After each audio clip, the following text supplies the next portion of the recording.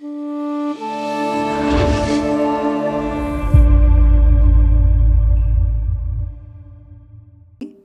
Wisdom అనే ఒక book వచ్చింది, the nature of personal reality పుస్తకం. ఆ బుక్లో ఏముందంటే రోజువారీ క్రియేషన్ ఎలా జరుగుతుంది, ఈ సృష్టి ఎట్లా సృష్టింపబడుతుంది, దాన్ని ఇది తాత అయితే దాని జేజవ్వ, దాని తాత ముత్తాత అంటారు చూడండి, అట్లాంటి సబ్జెక్ట్ నా ముందుకు వచ్చింది. ఆ వన్ వీక్ అయినాక బుక్ దొరికింది. ఇంగ్లీష్ రాదు, సగం సగం వచ్చు, అవేమో ఫుల్ టఫ్. మామూలు ఇంగ్లీష్ వచ్చు కానీ అది టఫ్ లాంగ్వేజ్ ఇంటర్నేషనల్లీ. ఏం చేయాలా, కంప్యూటర్ కొనుక్కొచ్చుకొని కేంబ్రిడ్జ్ యూనివర్సిటీ ఇప్పటిలాగా చాట్ జీపీటీలు లేవు, తెచ్చుకొని దాంట్లో ఇన్స్టాల్ చేసుకొని ఆ ఇంగ్లీష్ అంతా చదువుతూ 3 నెలలు ఆ బుక్ మీద ఒక్క బుక్ మీదే రీసెర్చ్ చేసిన.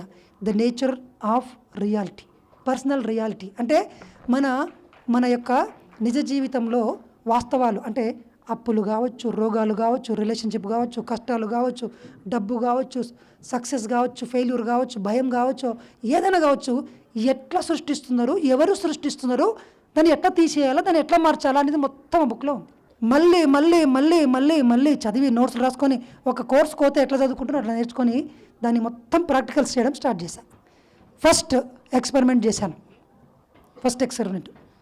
నాకు ఏదైనా సరే ఆ థియరీ ఉంటే ఏం లాభం, నాకు ఇవాళ ఉపయోగపడాలి ఆ book started.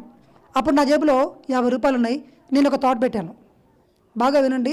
I'm not teaching any theory, నేను ఏం ప్రాక్టికల్ చేశానో అది చెప్పబోతున్నాను. అదే సంకల్ప శక్తి. చెప్పాలా వద్దా? సో చెప్పేస్తున్న సీక్రెట్ అంతా బుక్ మీద రాశాను. ఏమని?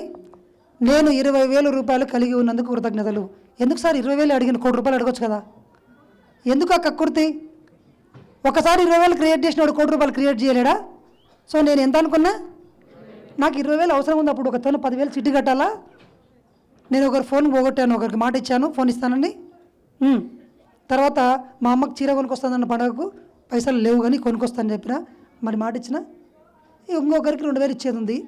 తర్వాత నా ఖర్చులకు 2,000 కావాలి. జేబులు ఎన్ని ఉన్నాయి అప్పుడు? నేను అప్పుడు ఏడున్నా అంటే ఉస్మానియా యూనివర్సిటీలో బి హాస్టల్లో ఉంటున్నాను. అప్పుడు 41 డేస్ క్లాస్ జరుగుతుంది, చెప్తున్నాను రోజు.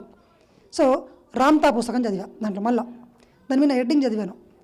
మీరు పొద్దుగాలు లేసి ఏమైతే గుర్తు తెచ్చుకుంటారో అది మీ మైండ్లో ప్రింట్ అవుతుంది, మేనిఫెస్ట్ అవుతుంది అని చెప్పి స్టేట్మెంట్ వచ్చింది. ఆ రోజే నేను ఆ పుస్తకాన్ని ప్రాక్టికల్ చేయాలని డిసైడ్ అయ్యి ఇంటికి వచ్చా. రూమ్లోకి వచ్చి ఒక నోట్బుక్ తీసుకొని రాశాను. ఏమని రాశాను? 20,000 రూపాయలు కలిగి ఉన్నందుకు కృతజ్ఞతలు. స్టేట్మెంట్ ఏం రాశానండి? నేను ఎవరిని డౌట్ అడగలేదు, ఎవరిని అఫర్మేషన్ అడగలేదు. అఫర్మేషన్లు అంటే ఇంకెవరో చెప్పేది కాదండి, మన అవసరమే అఫర్మేషను. మీకు ఏం కావాలనో దాన్ని పేపర్ మీద స్టేట్మెంట్ రాస్తే దాన్ని ఏమంటారు? అనారోగ్యం ఉందనుకోండి, ఏమని రాయాలి అఫర్మేషను? కావాలి కాదు, కలిగి ఉన్నందుకు కృతజ్ఞతలు అని చెప్పాలా. ఏమని చెప్పాలి? చెప్పండి నాతో పాటు. నేను సంపూర్ణ ఆరోగ్యంతో ఆనందంగా క్షణక్షణము వర్ధమానంలో జీవిస్తున్నందుకు కృతజ్ఞతలు. ఈ ఒక్క మంత్రంగానే మీరు పఠించిన అనుకోండి, సిర్ఫ్ 40 दिन में तुम्हारा पूरा జిందగీ బదల్ జాయేగా. 40 రోజులు. ఏం సార్ అంత బడ్లా గుర్తు చెప్తున్నారంటే నేను చేశాను కాబట్టి చెప్తున్నాను, అనిపించట్లే అట్లా కదా? సో 20,000 రూపీస్ కలిగి ఉన్నందుకు కృతజ్ఞతలు. నెక్స్ట్ స్టెప్ ఏంటి సార్?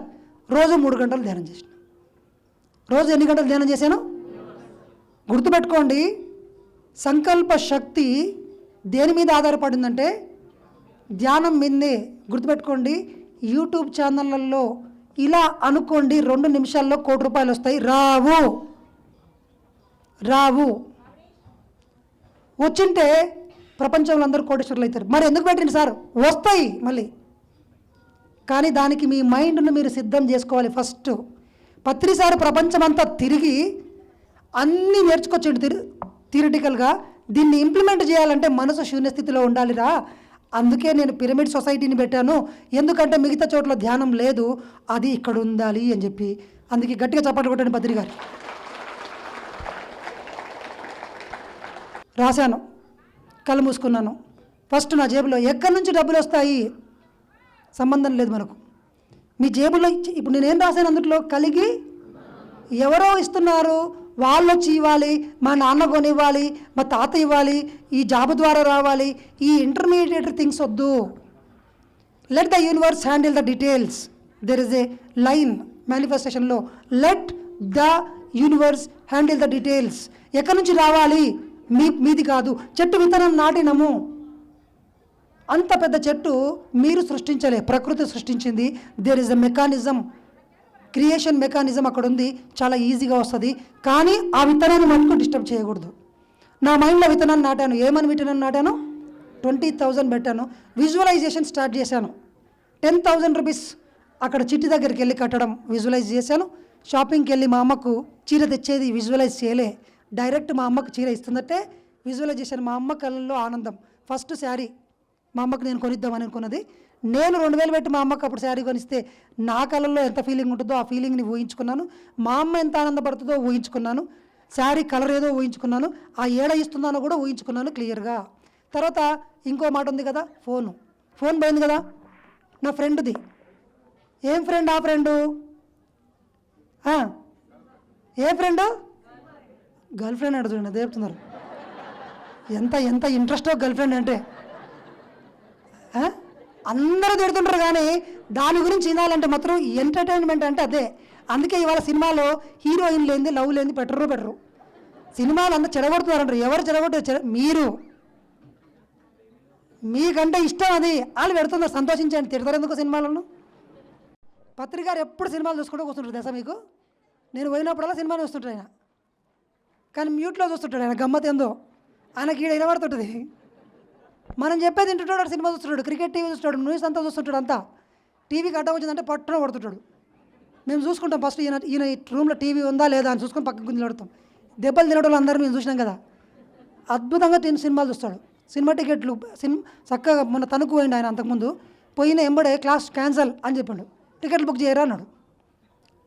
అదేం సార్ సినిమాకు వెళ్తున్నారు, మనం క్లాస్ క్యాన్సల్. క్లాస్ ఉన్న వాళ్ళందరూ ఇల్లే ఉన్నారు కదా, అందరం కలిసి సినిమాకి వద్దాం బాగా పోయిండు. పత్రిజీ గురువుని అర్థం చేసుకోవడం ఎవరి వల్ల కాదు. సో అట్లా నేను విజువలైజ్ చేశా. మొత్తం 20,000కు సంబంధించిన ఫోన్ కొనుక్కొచ్చి ఇచ్చినట్లు. ఆ అమ్మాయి అదే మీరు అనుకున్న నా గర్ల్ ఫ్రెండే. ఇప్పుడు సంతోషమా? నాకు తెలుసు మీకు అట్లా అనుకుంటారు. ఇచ్చా ఫోను. ఎక్కడ? ఈ విజువల్లో అంతా అయిపోయింది. కరెక్ట్ 16వ రోజు నేను 1 మంత్ టార్గెట్ పెట్టిన దసరా పండుగకి. 16వ రోజు నేను అక్కడ 41 డేస్ క్లాసెస్ చెప్తున్నాను. ఒక వ్యక్తి వచ్చాడు. వచ్చి రిటైర్డ్ రష్యాలో సబ్మెరైన్ ఇంజనీర్గా రిటైర్డ్ అయ్యి వచ్చిండు. ఆయన హైదరాబాద్లోనే ఉంటారు. వచ్చి షేకేడ్ వచ్చి, రాము నీ క్లాస్ చాలా అద్భుతంగా ఉంది. నేను స్పిరిచువాలిటీని సైంటిఫికల్గా ఈ కోణంలో ఈయనది కొత్తగా నీతో నుంచి నేను చాలా నచ్చింది. నేను ఎప్పుడు రోజు క్యాంపస్లో శివం రోడ్లో వాకింగ్ చేసేవాడిని. ఎందుకో ఈరోజు ల్యాండ్స్కేప్ గార్డెన్కి వచ్చాను, ఇవాళ క్లాస్ అయినాను, రేపటి నుంచి రెగ్యులర్గా వస్తుందని షేక్ హ్యాండ్ ఇచ్చి వెళ్ళిపోయాడు. నా ప్రాసెస్ అంతా జరుగుతూనే ఉంది, రోజువారీ కార్యక్రమం. అండ్ నేను ఇంకా 4 కండిషన్లు పెట్టానండి. ఆ బుక్లో ఏముందంటే, నువ్వు ఎవరిని అడగాల్సిన అవసరం లేదు, కూర్చున్న చో నుంచి ఒక్క అడుగు కూడా వేయొద్దని చెప్పాడు. వేయాల్సిన అవసరం లేదన్నాడు. వస్తాయన్నాడు. నాకు నమ్మబుద్ధి కాలేదండి. ఏమైనా పని చేస్తేనే కదా డబ్బులు వచ్చేటివి. ఊరికి అయితే ఎవరో వచ్చి పిలుచుకొచ్చి ముక్కు మొహం తెరవనైతే ఇయ్యరు కదా. సో అది అలా జరిగింది. ఆయన వచ్చిండు. తర్వాత 2-3 రోజులు అయిన తర్వాత రెగ్యులర్గా వచ్చిండు. 4వ రోజు వచ్చి సార్ మీ రూమ్ నెంబర్ చెప్తారా, మేము మీ రూమ్లోకి వచ్చి కలుస్తా పర్సనల్గా అన్నాడు. బి హాస్టల్ 35 రూమ్ నెంబర్ అని చెప్పాను.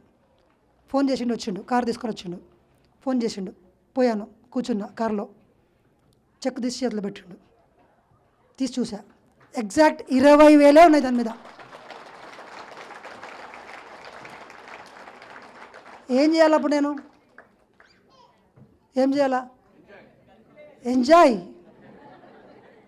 చేస్తే కుదరదు. 10,000 చీర ఎవరి దేవాలి? 2,000 చీర. మరి ఇక స్టార్ట్ చేసిన 10,000 పోయి చిట్టి కట్టిన, 2,000 కొనవయి మా అమ్మకి శారీ తీసుకొచ్చిన, మా గర్ల్ ఫ్రెండ్కి ఫోను కొనిచ్చా. ఎక్కడివి? అప్పుడు మనం ఇట్లా కాలర్ ఎగరేసుకున్నాం అన్నట్టు. ఇక్కడ నుంచి సృష్టిస్తా అనుకున్నాను నేను. ఫస్ట్ చెప్పాను, ఎవరిని అడగను, దొంగతనం చెయ్యను, పని చెయ్యను, ఇక నుంచి నేను వేరే చోటికి వెళ్ళను, ఈయనే కూర్చుంటా. 20,000 వస్తే నమ్ముతా, లేకపోతే నమ్మను. వచ్చినాయి, రూమ్కే వచ్చినాయి ఇంటి దగ్గరికి 20,000. మరి అంతకుముందు లేదా సార్ అంటే, అంతకుముందు నాకు కోటీశ్వర్లు తెలుసు, కానీ అడగలే కదా నేను. ఎప్పుడు నా మైండ్లో అడగలే కదా 20,000 కావాలని. వాళ్ళు కార్లో ఎక్కించుకుపోయినరు, వాళ్ళ ఇంటికి తీసుకెళ్ళినరు, వాళ్ళ టూర్లకు బుక్ చేసుకుపోయినరు, అన్నీ చేసిండ్రు. కానీ 20,000 ఎవరు నాకు ఇవ్వలే. ఇప్పుడు నేను రాశాను, క్లియర్గా అడిగాను. My mind created 20,000 rupees.